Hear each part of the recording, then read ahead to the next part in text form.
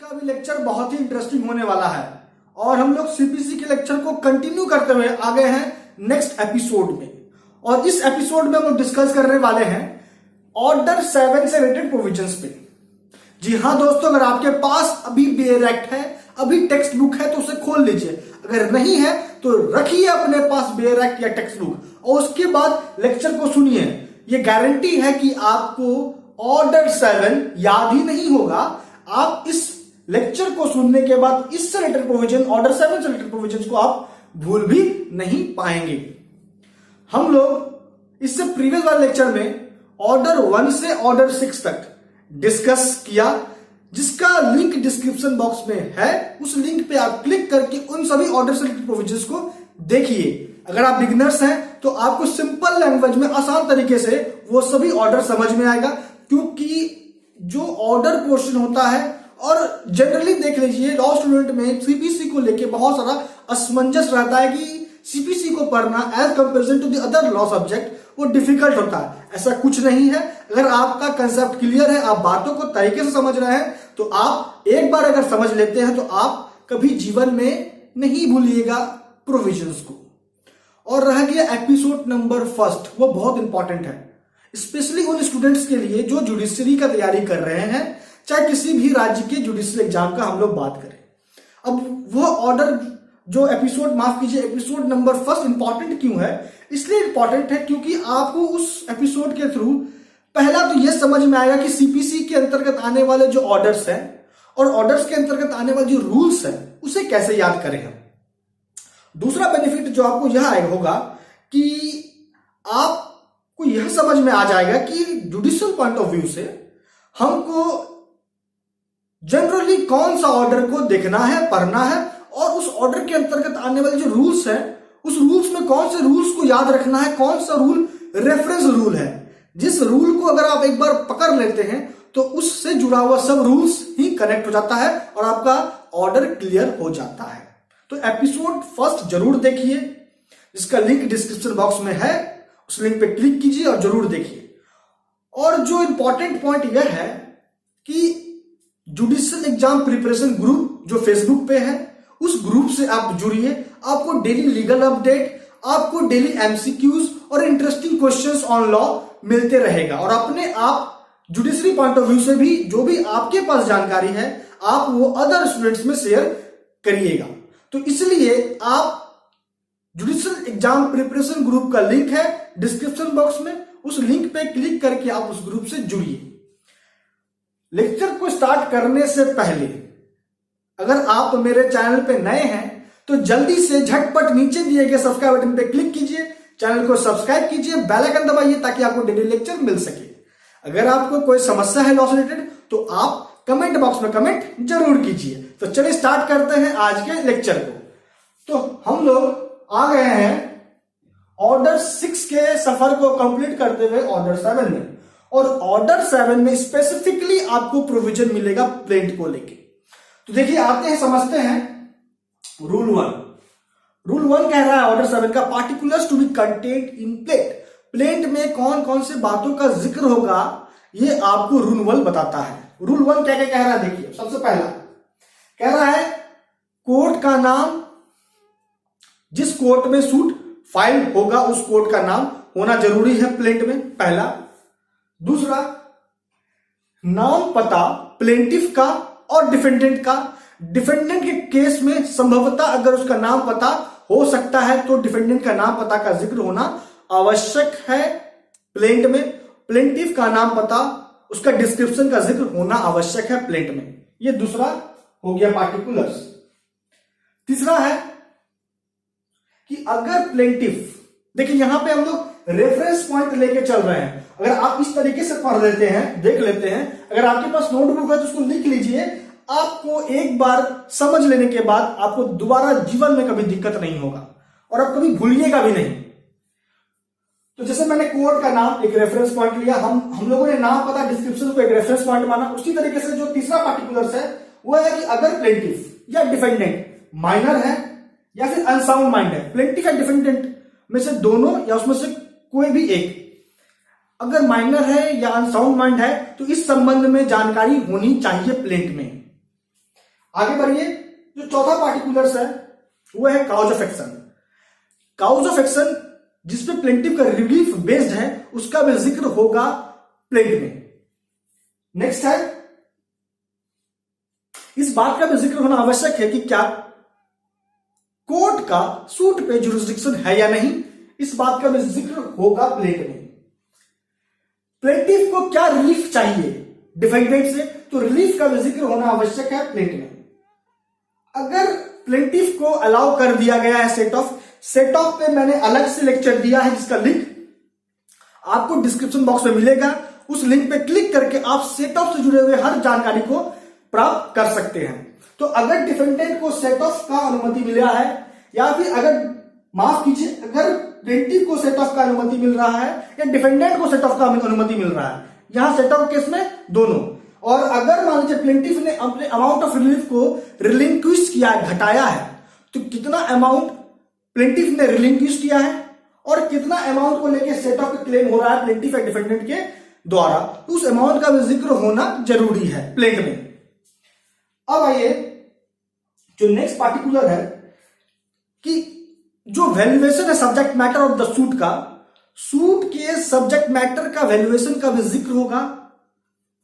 अब यहां पे सूट के सब्जेक्ट मैटर का जो वैल्यू है उसका जिक्र क्यों होगा प्लेट में, ताकि यहां पता लगाया जा सके कि कोर्ट फी उस सूट को लेके क्या है और कोर्ट का जुरिस्डिक्शन है कि नहीं सूट पे। इसलिए सब्जेक्ट मैटर का जो वैल्यूएशन है उसका जिक्र प्लेट में होना आवश्यक है। तो ये हो गया रूल 1 को लेके इतनी बातों की जानकारी। आगे बढ़ने से पहले, रूल 2 पे आने से पहले, अब कुछ इंपॉर्टेंट पॉइंट जो आपको प्लेट को लेके जानना जरूरी है। अगर हम लोग प्लेट के मीनिंग पे बात करते हैं तो प्लेट को कहीं पे भी सिविल प्रोसीजर कोड में डिफाइन नहीं किया गया है, लेकिन प्लेट को अगर लिटरली बात करें तो क्या होता है, प्राइवेट मेमोरियल जिसमें प्लेंटिफ अपने काउज ऑफ एक्शन का जिक्र करता है, जिसके आधार पे वो डिफेंडेंट से अपना रिलीफ मांगता है, वही होता है प्लेट। और प्लेट पहला स्टेज होता है सूट का। जब तक प्लेट प्रेजेंट नहीं होता है प्रॉपर कोर्ट में, सूट इंस्टीट्यूट नहीं होगा। तो प्लेट का जब जिक्र हुआ है तो पहला स्टेज है सूट का। तो सूट क्या होता है, सूट एक प्रक्रिया है। एक सूट को हम लोग, सूट शब्द को भी डिफाइन नहीं किया गया सीपीसी में, लेकिन सूट को किस केस में डिफाइन किया गया था आप ये नोट कीजिए, बहुत इंपॉर्टेंट है। Hansraj versus Dehradun electric tramways company limited, इस केस में बताया गया था सूट का मतलब क्या। सूट का मतलब वह प्रोसीडिंग जो इनिशिएट हुआ है थ्रू प्रेजेंटेशन ऑफ प्लेंट। ये हो गया सूट का डेफिनेशन। किस केस में बताया गया था, लिखिए, बहुत इंपॉर्टेंट है। Hansraj versus Dehradun electric tramways company limited. अब आगे आते हैं रूल 2 पे, और ये जो रूल 1 है ये जुडिशियल पॉइंट ऑफ व्यू से बहुत इंपॉर्टेंट है। अब ये जो रूल 2 है वो क्या कहता है, रूल 2 कहता है कि अगर मान लीजिए सूट जो है वो मनी सूट है, तो मनी सूट में क्या क्या होगा ये समझिए। रूल 2 क्या कह रहा है, रूल 2 कह रहा है कि अगर सूट इंस्टीट्यूट हुआ है for the recovery of money, that means कि सूट मनी सूट है, तो फिर प्रिसाइज अमाउंट, एक्चुअली में कितना अमाउंट बकाया है डिफेंडेंट के पास प्लेंटिफ से, उस प्रिसाइज अमाउंट का, एकदम एक्यूरेट अमाउंट का जिक्र होगा अगर सूट मनी सूट है तो। लेकिन आगे जब बढ़िएगा रूल 2 में, तो रूल 2 कहता है कि अगर सूट इंस्टीट्यूट हुआ है for debt, for amount on unsettled account, अगर सूट इंस्टीट्यूट हुआ है फॉर मूवेबल्स प्रॉपर्टी, अगर सूट इंस्टीट्यूट हुआ है फॉर मेसने प्रॉफिट, तो फिर वहां पे एप्रोप्रिएट अमाउंट का जिक्र होना आवश्यक है। प्रिसाइज अमाउंट का जिक्र होना आवश्यक नहीं। एप्रोप्रिएट अमाउंट का मतलब है कि जितना एक्चुअली में है उतना नहीं, लगभग में कितना अमाउंट है जिसका जिक्र होगा इन दीज केसेस। अगर सूट मेसने प्रॉफिट को लेके है, डेट को लेके है, मूवेबल प्रॉपर्टी को लेके है, तो प्रिसाइज अमाउंट नहीं, एप्रोप्रिएट अमाउंट का जिक्र होगा। अगर मनी सूट है तो प्रिसाइज अमाउंट का जिक्र होगा। तो ये हो गया रूल 2। आगे बढ़ते हैं, आते हैं रूल 3 पे। रूल 3 कहता है where the subject matter of the suit is immovable property. अगर मान लीजिए सूट इंस्टीट्यूट हुआ और उस सूट का संबंध है इमूवेबल प्रॉपर्टी से, तो उस इमूवेबल प्रॉपर्टी का जो सर्वे रिकॉर्ड में जो नंबर उसको मिला है, जो डिस्क्रिप्शन है उस इमूवेबल प्रॉपर्टी को लेके, सेटलमेंट रिकॉर्ड या सर्वे रिकॉर्ड में कह लीजिए, तो उस इमूवेबल प्रॉपर्टी का डिस्क्रिप्शन, सर्वे नंबर का जिक्र होगा उस सूट में जिसका संबंध है इमूवेबल प्रॉपर्टी से, ताकि उस सूट के आधार पर पता लगाया जा सके कि एग्जैक्टली कौन सा इमूवेबल प्रॉपर्टी का बात किया जा रहा है। तो ये हो गया रूल 3। काफी मजेदार है, और अगर आप ध्यान से पूरे वीडियो को लास्ट तक देखते हैं तो आपका प्लेंट को लेके, दैट मींस ऑर्डर 7 को लेके प्रोविजन क्लियर रहेगा। और अपने पास, मैं पहले भी कहा था, अभी भी कह रहा हूं कि अपने पास वीडियो देखते वक्त बेयर एक्ट या टेक्स्ट बुक जरूर रखिए। अब आते हैं 4 नंबर पे, रूल 4।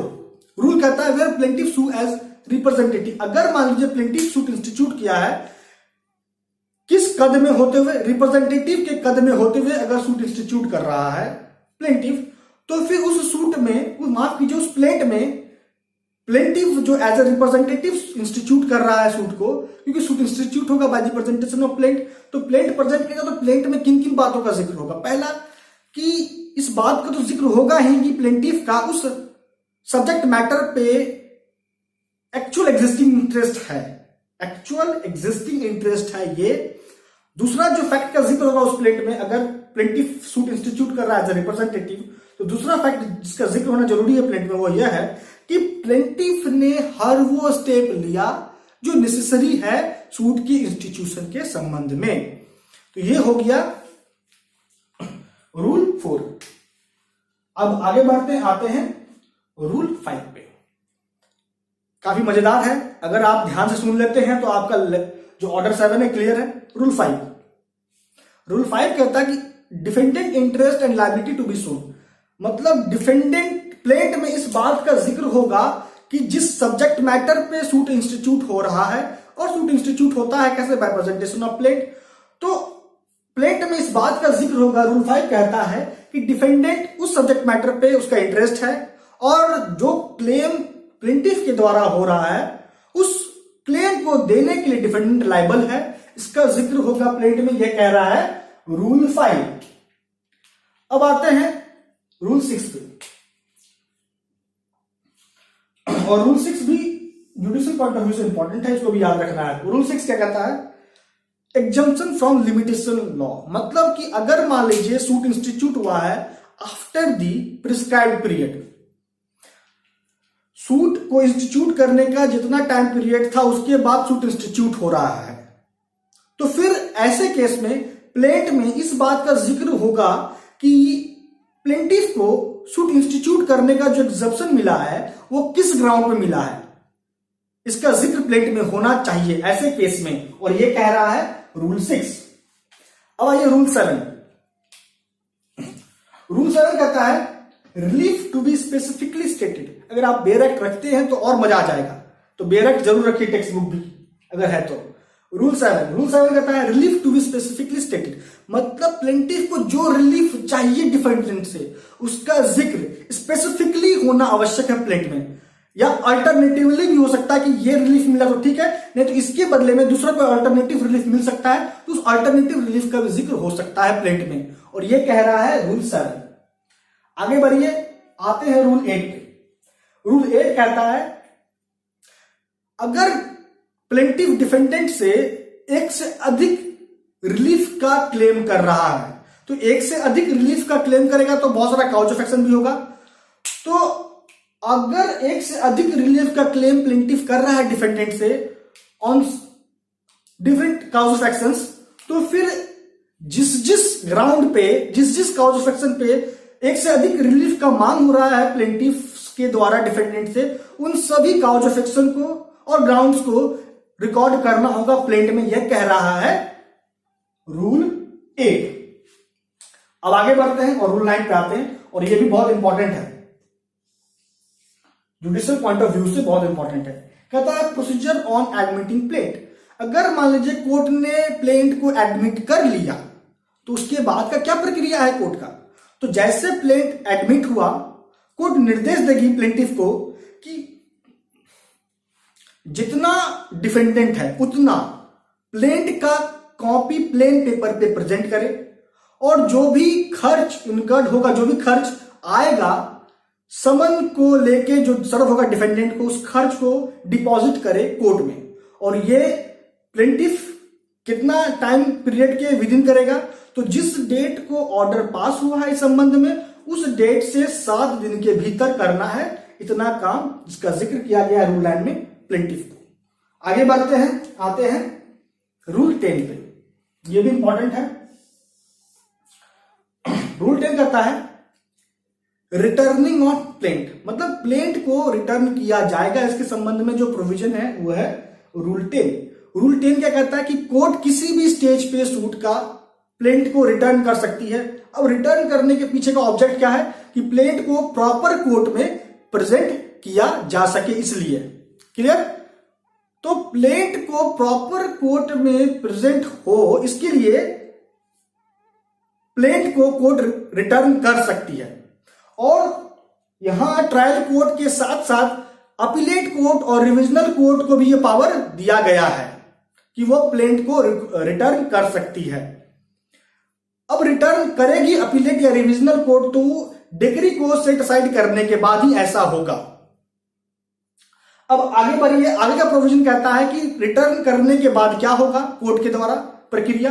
तो कहता है कि कोर्ट को इस संबंध में आदेश जारी करना होगा। उस आदेश में बताना होगा कि किस डेट को प्लेंट प्रेजेंट हुआ, किस डेट को प्लेंट को रिटर्न किया जा रहा है, किस पार्टी ने प्लेंट को प्रेजेंट किया था और कारण क्या है प्लेंट को रिटर्न करने का। तो ये हो गया रूल 10 को लेकर प्रोविजन। आगे बढ़िए 10A। रूल 10A और 10B को सीपीसी में जोड़ा गया है सिविल लॉ अमेंडमेंट 1976 के द्वारा।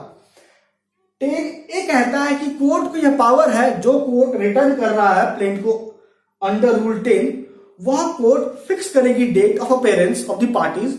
उस कोर्ट में, जो कोर्ट में after returning of the plaint को प्रेजेंट होना है, उस कोर्ट में डेट ऑफ अपीयरेंस फिक्स करने का पावर दिया गया है उस कोर्ट को जो कोर्ट रिटर्न कर रही है प्लेंट, रूल 10 के अकॉर्डिंग। और 10B कहता है रूल कि अपीलेट कोर्ट को यह पावर है कि वह सूट के ट्रांसफर के संबंध में आदेश जारी कर सकती है, ताकि उस सूट को प्रॉपर कोर्ट में वह सूट इंस्टीट्यूट हो। इसलिए मैं फिर से रिपीट कर देता हूं, रूल 10B कह रहा है कि यहां पे अपीलेट कोर्ट को पावर है कि वह इस संबंध में ऑर्डर जारी करे कि सूट को ट्रांसफर किया जाए प्रॉपर कोर्ट में, इन सिंपल लैंग्वेज। यही है रूल 10B का कॉन्सेप्ट। अब आगे आइए रूल 11 जो इंपॉर्टेंट है। रूल 11 कहता है रिजेक्शन ऑफ प्लेंट को कोर्ट रिजेक्ट करेगी तो किन किन ग्राउंड पे कर सकती है, उस सभी ग्राउंड का जिक्र किया गया है रूल 11 में, ऑर्डर 7। पहला है कि अगर प्लेंट में काउज ऑफ एक्शन का डिस्क्लोजर नहीं हुआ है, अगर रिलीफ जो प्लेंटिफ क्लेम कर रहा है उसका वैलिडेशन प्रॉपरली नहीं हुआ है, और कोर्ट के टाइम देने के बाद भी प्लेंट में रिलीफ को प्रॉपरली वैल्यू नहीं कर पाया है, उसका प्रॉपर वैल्यूएशन नहीं कर पाया है रिलीफ को टाइम अलाउड होने के बावजूद भी कोर्ट के द्वारा प्लेंटिफ। अगर तीसरा ग्राउंड की अगर मान लीजिए प्लेंटिफ ने जो रिलीफ मांगा है डिफेंडेंट से, उसका वैल्यूएशन उसने प्रॉपरली किया, लेकिन उसने जो प्लेंट प्रेजेंट किया है उस पेपर में किया जो इनसफिशिएंटली स्टाम्प्ड है, प्रॉपर स्टाम्प पेपर पे प्लेंट प्रेजेंट नहीं हुआ प्लेंटिफ के द्वारा, और कोर्ट ने प्लेंटिफ को समय दिया कि वह प्लेंट को प्रेजेंट करे ड्यूली स्टाम्प्ड पेपर पे, उसके बावजूद भी विद इन टाइम पीरियड वह प्लेंटिफ सफिशिएंट स्टाम्प पेपर पे प्लेंट प्रेजेंट नहीं कर सका, तो इस ग्राउंड पे प्लेंट रिजेक्ट हो जाएगा। अगर प्लेंट में कहीं बातों से कोर्ट को लगता है कि जो सूट है वो बार्ड है बाय एनी लॉ, इस ग्राउंड पे प्लेंट रिजेक्ट हो जाएगा कोर्ट के द्वारा। अगर प्लेंटिफ ने रूल 9 के प्रोविजन को फॉलो नहीं किया तो इस ग्राउंड पे प्लेंट रिजेक्ट हो जाएगा। अगर प्लेंट डुप्लीकेट में प्रेजेंट नहीं हुआ है तो प्लेंट रिजेक्ट हो जाएगा। तो ये ग्राउंड्स है रिजेक्शन ऑफ प्लेंट का, और इस ग्राउंड पे प्लेंट को रिजेक्ट करने का पावर है कोर्ट को रूल 11 के अकॉर्डिंग। अब आगे बढ़ते आते हैं रूल 12 पे। कहता है procedure on rejecting plate. Plate को रिजेक्ट करने के बाद कोर्ट क्या प्रक्रिया को फॉलो करेगी उसके बारे में बताता है रूल 12। रूल 12 कहता है कि जैसे प्लेट रिजेक्ट हुआ कोर्ट के द्वारा, उसके बाद इस संबंध में ऑर्डर जारी होगा और उस ऑर्डर में लिखा हुआ होगा कि कोर्ट ने प्लेट को रिजेक्ट करने का जो आदेश दिया है वो किस ग्राउंड पे दिया है। आगे बढ़ते हैं, आते हैं रूल 13 पे।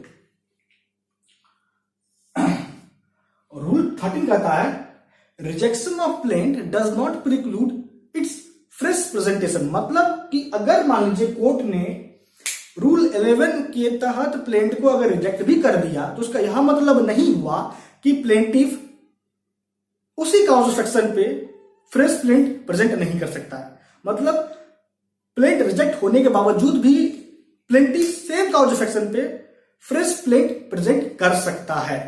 यही है रूल 13। अब आइए आगे बढ़ते हैं, रूल 14 पे आते हैं। रूल 14 कहता है कि प्लेंटिफ का जो भी क्लेम है वो जिस डॉक्यूमेंट पे बेस्ड है उन सभी डॉक्यूमेंट्स को प्रोड्यूस करने का निर्देश कोर्ट देगी, लेकिन इसके लिए प्लेंटिफ का जो भी क्लेम है वो जिस डॉक्यूमेंट पे निर्भर है उन सभी डॉक्यूमेंट का लिस्ट बनेगा प्लेंटिफ के द्वारा और वो लिस्ट प्लेंट के साथ कोर्ट में प्रेजेंट होगा। अगर वह डॉक्यूमेंट प्लेंटिफ के पास है, पोजीशन पावर में है, तो उसका भी ये बताना होगा प्लेंटिफ को। अगर किसी तीसरे व्यक्ति के पास है वो डॉक्यूमेंट तो किस व्यक्ति के पास है वो डॉक्यूमेंट उसका भी जिक्र करना होगा प्लेंटिफ को। यही कहता है रूल 14। आगे बढ़ते हैं, रूल 15 तो ओमिटेड है, इसको पढ़ना ही नहीं है।